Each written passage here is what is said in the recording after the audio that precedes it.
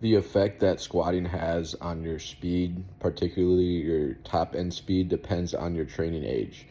If you're new to training and have never squatted before, and you squat a few times and progressively overload, you're going to get faster because you're improving your force production potential and improving your neural drive, so your ability to recruit high threshold motor units that are involved in sprinting. However, the more trained you are, the less it's going to help. The methods of force production in sprinting and a back squat are very different. With a back squat, you're going through a large range of motion with a lot of muscle slack, producing sustained concentric tension. And in sprinting, the success of sprinting is dependent upon how much vertical force is produced in the first half of ground contact on one leg.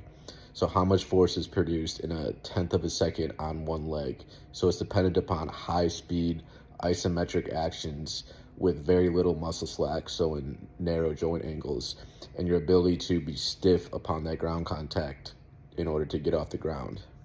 So there's a large disconnect between back squatting and top end speed sprinting. This is why you'll see athletes who aren't strong in the weight room but are fast on the field or on the track.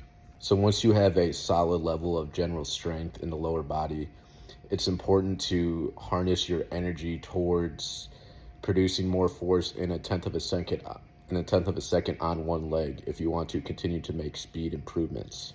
When sprinting, we're experiencing upwards of 5 times our body weight in ground reaction force on one leg in a tenth of a second.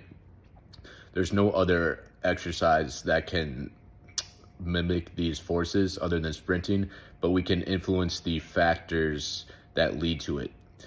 This vertical ground reaction force is a product of the downwards velocity of our foot, so how fast our foot is moving towards the ground, and then how stiff we are upon ground contact.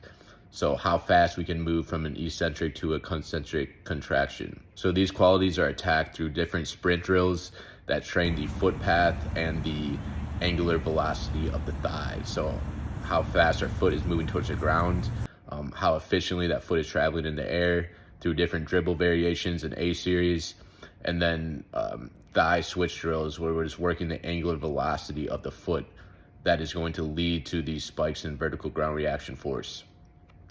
And then our ability to be stiff upon ground contact depends on how elastic we are. It's super important to be elastic if you want to sprint fast. These are high speed isometric actions where our tendon is lengthening and then shortening, providing that elastic energy return. So these are done through quick ground contact time plyometrics. We want the ground contact times in training to be as close to those that are experienced in sprinting. So the ones that are going to be as close as possible are going to be drop jumps and hurdle jumps, and then different just stiffness hop variations where the focus is minimal displacement of the joints and being quick off the ground as possible.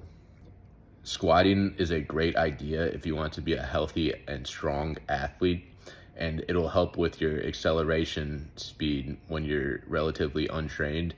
But it gets to a point where if you want to make further improvements in sprinting, you need to train the force production methods that are seen in sprinting, which are high speed, elastic muscle actions.